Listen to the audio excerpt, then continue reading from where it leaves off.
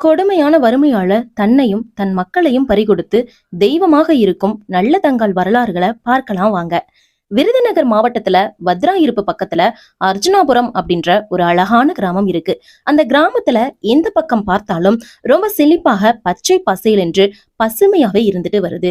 இந்த அர்ஜுனாபுரத்தை தலைமையிடமாக கொண்டு மதுராபுரி நகரத்துல ராமலிங்க மகாராஜான்னு ஒருத்தர் இருக்கிறாரு. அவருக்கு இந்திராணி அப்படின்ற ஒரு மனைவியும் இருக்கிறாங்க. இவங்க ரெண்டு பேருக்கும் திருமணமாகி பல வருஷம் கழிச்சு 2 குழந்தைகள் பிறகுது. அதுல மூத்த குழந்தை பெயர் நல்ல தம்பி, இளைய குழந்தை பெயர் நல்ல தங்காள். இந்த 2 குழந்தைகளுமே நல்லா செல்வ செழிப்போடவே வளர்ந்து வராங்க. சில நாட்களுக்கு அப்புறம் இந்த ராமலிங்க மகாராஜாவுக்கு முதுமை காலமும் வந்துருது. அதனால தான் உயிரோட இருக்கும் போதே அவரோட மகனான நல்ல தம்பிக்கு முடிசூட்டணும்னு முடிவு செஞ்சு மூலி அலங்காரி அப்படின்ற ஒரு பெண்ணை திருமணமும் செஞ்சு வைக்கிறாங்க. திருமணம் முடிஞ்சு 10வது நாளே நல்ல தம்பியோட அம்மா இந்திராணியும் இறந்துடுறாங்க. மனைவி இறந்த துயரத்தாலையும் தன்னோட மகளான நல்ல தங்காளுக்கு இன்னும் திருமணம் செஞ்சு வைக்கலையே அப்படின்ற துக்கத்திலேயே ராமலிங்க மகாராஜாவும் கொஞ்ச நாள் கழிச்சு இறந்துடுறாங்க. அதுக்கப்புறம் நல்ல தம்பி தான் தன்னோட தங்கையான நல்ல தங்கால அம்மா அப்பா ஸ்தானத்துல இருந்து ரொம்ப பாசமாவே வளர்த்து வராரு. அதுக்கப்புறம் நல்ல தங்காளுக்கு திருமணம் செஞ்சு வைக்கவும் முடிவு பண்றாரு நல்ல தம்பி. நிறைய நல்ல வரன்களை எல்லாம் பார்த்து கடைசியா மானாமதுரையில இருக்க காசிராஜன் அப்படின்றவருக்கு இந்த அர்ஜுனாபுரத்திலேயே ரொம்ப கோலாகலமாவே திருமணமும் செஞ்சு வைக்கிறாரு. நல்ல தம்பி தன்னோட தங்கையான நல்ல தங்காளுக்கு நிறைய சீதனம் கொடுக்கிறாரு. தங்க நகைகளும் வெள்ளியிலால் ஆன பூஜை பொருட்களும் வெள்ளாடுகளும் பசுமாடுகளும் பொன்னாலான முக்காளி போன்ற நிறைய பொருட்களோட பணிப்பெண்களையும் கொடுத்து கலங்கிய கண்களோட பிரிய மனம் இல்லாம மானாமதுரைக்கு நல்ல தங்கால வணி அனுப்பியும் வைக்கிறாரு நல்ல தம்பி. இப்படி போயிட்டு இருக்கும்போது அவங்க 8 ஆண்டுகள் ரொம்ப சந்தோஷமாவே இருந்து வராங்க. அவங்களுக்கு 4 ஆண் குழந்தைகளும் 3 பெண் குழந்தைகள் அப்படின்னு மொத்தம் 7 குழந்தைகளும் இருக்கிறாங்க. இப்படி சந்தோஷமா போயிட்டு இருக்கும்போது இவங்களோட வாழ்க்கையில ஒரு பெரிய சோதனையும் வருது. அது என்னன்னா, மானாமதுரையில கடுமையான தண்ணீர் பஞ்சம் வந்துருது. அதனால விளைச்சலும் ஆடு மாடுகள் எல்லாமே செத்து போகுது. மக்களும் பல பேர் பசியால இறந்தும் போறாங்க. காசிராஜனுக்கு தன்னோட மக்கள் கஷ்டப்படுறத பார்க்க முடியல.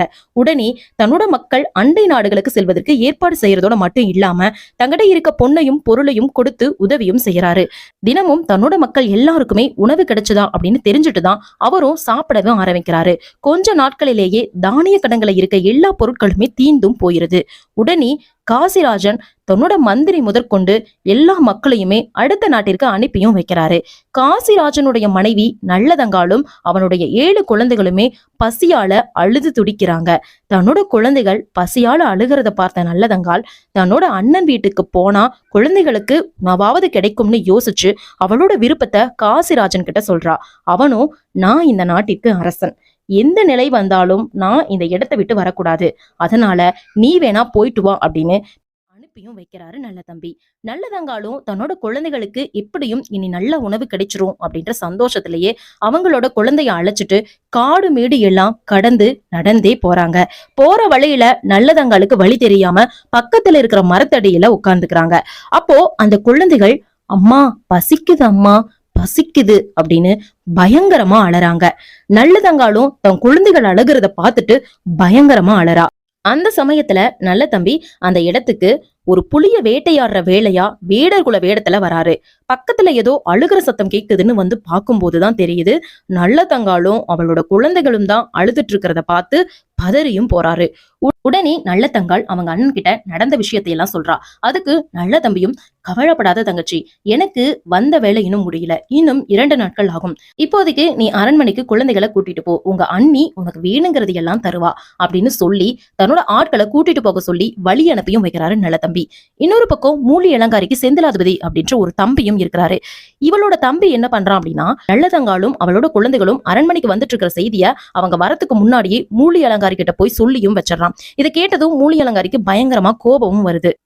அடடா, நல்லதங்கால் மட்டும் இங்க வந்தா இங்க இருக்கிற எல்லா சொத்தையுமே எடுத்துட்டு போயிருவாளே அப்படின்னு பொறாம எண்ணத்தோட அங்க இருக்க பணிப்பெண்களை எல்லாம் போக சொல்லிட்டு கதவு எல்லாத்தையுமே சாத்திட்டு அரண்மனையில இருக்கிற எல்லா உணவுப் பொருட்களையுமே பாதாள அறையில போட்டு மறைச்சு வச்சுட்டு ஒண்ணும் தெரியாத மாதிரி பாவமா ஒரு மூலையில போய் படுத்துக்கிறா. நல்லதங்காலும் அரண்மனைக்கு வந்து கதவு சாத்தி இருக்கிறத பார்த்துட்டு, அண்ணி கை கால்கள் எல்லாம் வலிக்குது அண்ணி, குழந்தைகள் எல்லாம் பசியில அலறாங்க, தயவு செஞ்சு கதவை திறங்க அண்ணின்னு கெஞ்சரா. ஆனா இந்த கொடுமக்காரி மூலி அலங்காரி கதவை திறக்கவே இல்லை. அதன் பிறகு நல்ல தங்காள் இறைவனாகிய சிவபெருமான நினைச்சிட்டு அழுதுட்டு, ஈஸ்வரா, என்னோட குழந்தைகள் பசியாறணும் அப்படின்னா இந்த கதவு திறக்கட்டும்னு பயங்கரமா கதறி அழறா. உடனே கதவு தானாகவே திறந்துருது. உடனே நல்லதங்காள் தன்னோட குழந்தைகள் அழைச்சிட்டு மூலி அலங்காரி இருக்கிற இடத்துக்கு போறா. அண்ணி, என்னோட குழந்தைகள் பசியால அழறாங்க, ஏதாவது சாப்பிடறதுக்கு இருந்தா தாங்கன்னு கெஞ்சரா. அதுக்கு மூலி அலங்காரி என்ன சொல்றானா, நானே உடம்பு சரியில்லாத படுத்தி இருக்கேன், காட்டுக்கு போன உங்க அண்ணன் நல்லபடியா படைகளோட திரும்பி வரணும்னு நாங்க எல்லாருமே விரதம் இருந்துட்டு இருக்கோம், அதனால எதுவுமே சமைக்கலன்னு சொல்றா மூலி அலங்காரி. இதை கேட்டதும் நல்ல தங்காள், சரி அண்ணி, அண்ணன் வர வரைக்கும் நான் பசிய பொறுத்துக்கிறேன், ஆனா என்னோட குழந்தைகள் பசியாரவாவது ஏதாவது கொடுங்க அண்ணி, நான் அந்த அரிசியை வச்சு குழந்தைகளுக்கு உணவு சமைச்சு கொடுக்கறேன்னு பணிவோட கேட்கிறான் நல்ல தங்கா. அதுக்கு மூலி இளங்காரி நல்லதங்கால பார்த்து, உனக்கு தெரியாதா, எங்களோட நாட்டுல பயங்கரமா பஞ்சம், விளைச்சலே இல்ல, அரிசிக்கு நான் எங்க போறது, இரு கொஞ்சம் கேழ்வரகு வேண்டுனா தரேன், அதை வேணா உன்னோட பிள்ளைங்களுக்கு கொடுன்னு பழைய கேழ்வரகை எடுத்து தன்னோட பணிப்பெண்ணை அழைச்சு தரவும் சொல்றா. அதுக்கப்புறம் இன்னொரு பணிப்பெண்களை அழைச்சு நல்லதங்காளுக்கு சமைக்கிறதுக்கு ஒரு பச்சை மட்டையும் ஓட்டை பானையும் தந்து சமைக்கவும் கொடுக்க சொல்றா. இப்படியோ கேழ்வரக அரைச்சு கஞ்சி காய்ச்சறதுக்காக அடுப்பு பத்த வைக்கிறான் நல்லதங்கா. அடுப்பு எரியவே இல்லை. உடனே நல்லதங்கா அழுதுட்டே, தாயே அன்னபூரணி, நான் பத்தினி என்றால் அடுப்பு எரியட்டும் அப்படின்னு சொல்றா. உடனே அடுப்பு கொழுந்து விட்டு எரியுது. இதை பார்த்த பணிப்பெண்கள் பயந்து போய் மூலி அலங்காரிட்ட ஓடி போய் நடந்த விஷயத்த சொல்றாங்க. இதை கேட்டதும் மூலி அலங்காரிக்கு கோபம் வந்து நல்லதங்கா கிட்ட போய், நீ இதுவரைக்கும் எடுத்துட்டு போன சொத்தி எல்லாம் பத்தாதா, இந்த அரண்மனையை வேற கொளுத்து பாக்குறியான்னு சொல்லி கேழ்வரக கஞ்சி குதிச்சுட்டு இருக்கிற பானைய காலாலேயே எட்டி உதச்சிடுறா. பானையில இருந்த கஞ்சி எல்லாமே தரையில கொட்டிருது. இதை பார்த்ததும் பசியில இருந்த அந்த குழந்தைகள் தரையில சிதறி கிடந்த கஞ்சிய வலிச்சு குடிக்கிறாங்க. இந்த காட்சியை பார்த்த நல்லதங்கா பயங்கரமா அழுதுட்டு, இனியும் இங்கிருந்து அவமானப்படக்கூடாதுன்னு தன்னோட 7 குழந்தைகளையுமே அழைச்சிட்டு போயிடுறா. பாழடைந்த கிணற்று தேடி போறா நல்ல தங்கா. தன்னுடைய அண்ணன் வந்தால் தன்னுடைய வழியை தெரிந்து கொள்வதற்காக போற வழிகள் எல்லாம் ஆவாரம்பூ செடிகளை உடைச்சு போட்டுக்கொண்டே போறான் நல்ல தங்கா. கொஞ்ச தூரம் போனதுக்கு அப்புறம் எந்த ஒரு கிணத்தையுமே காணோம் அப்படின்றதால பக்கத்துல ஆடு வச்சுட்டு இருக்கவங்க கிட்ட ரொம்ப தண்ணி தாகமா இருக்கு, கிணத்துக்கு போக வழி சொல்லுங்கன்னு கேட்டு குழந்தைகளை கூட்டிட்டு அந்த இடத்துக்கு போறான் நல்ல தங்கா. அங்க போனதும் நல்ல தங்காளின் குழந்தைகள் எல்லாமே பசி மயக்கத்துல தூங்கிடுறாங்க. அந்த சமயத்துலதான் நல்ல தங்காளின் மனசுல ஒண்ணு தோணுது, எந்த சமயத்திலையும் அழையா விருந்தாளியாக யாருடைய வீட்டிற்கும் போக கூடாது அப்படின்னு கணவன் சொன்னது நினைவுக்கும் வருது.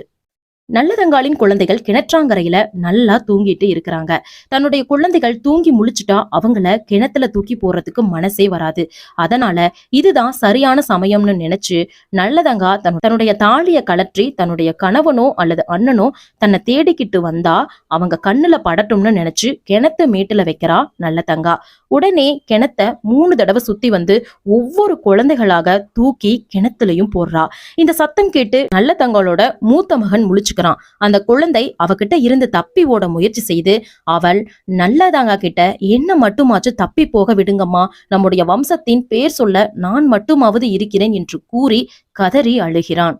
ஆனா நல்லதங்காலோ தன்னுடைய மகனின் பேச்சை கேட்டு அழுது கொண்டே தன்னுடைய மூத்த மகனை பிடிச்சு கிணத்துல தூக்கி போட்டுவிட்டு கடைசியில தானும் கிணத்துல விழுந்து உயிர விடுறா. இதை கேள்விப்பட்ட அண்ணன் நல்ல தம்பி தன் மனைவியை கொன்றுவிட்டு தானும் கத்தியால குத்தி அதே கிணற்றுல வீழ்ந்து மாண்டு போகிறான். அண்ணன் தங்கை பாசம் என்றால் இதுவல்லவா என்று மெச்சிய சிவனும் பார்வதியும் அங்கே தோன்றினர். பத்தினியான நல்லதங்காள் தெய்வ பக்தி கொண்டவள். எனவே இறைவனும் இறைவியும் அங்கு தோன்றி அவர்களை உயிர்ப்பித்து மீண்டும் இப்புவியில் வாழ் என்றார்கள். ஆனால் மாண்டவரெல்லாம் மீண்டும் வந்தால் இப்புவியில் இடம் இருக்காது. அந்த தவறுக்கு நான் துணையாக இருக்க மாட்டேன், எங்களை உன் திருவடியில் சேர்ப்பாயாக என்று வேண்டினாள். அதற்குரிய காலம் விரைவில் வரும். அதுவரை இங்கே அம்பாளாக இருந்து இப்புவி மக்களுக்கு அருள் பாலிப்பாயாக என்று கூறி மறைந்தனர். பச்சை ஆடை போர்த்திய வயல்களுக்கு மத்தியில் தான் அர்ஜுனாபுரத்தில் கோவில் கொண்டுள்ளார் நல்லதங்காள். இங்குள்ள கோவில் அமைப்பை பார்த்தால் மற்ற கோவில்களைப் போல் இல்லாமல் வித்தியாசமாகவே இருக்கும். கோவில் கருவறையில் நல்லதங்காள் சிலை கம்பீரமாக இருக்கும்.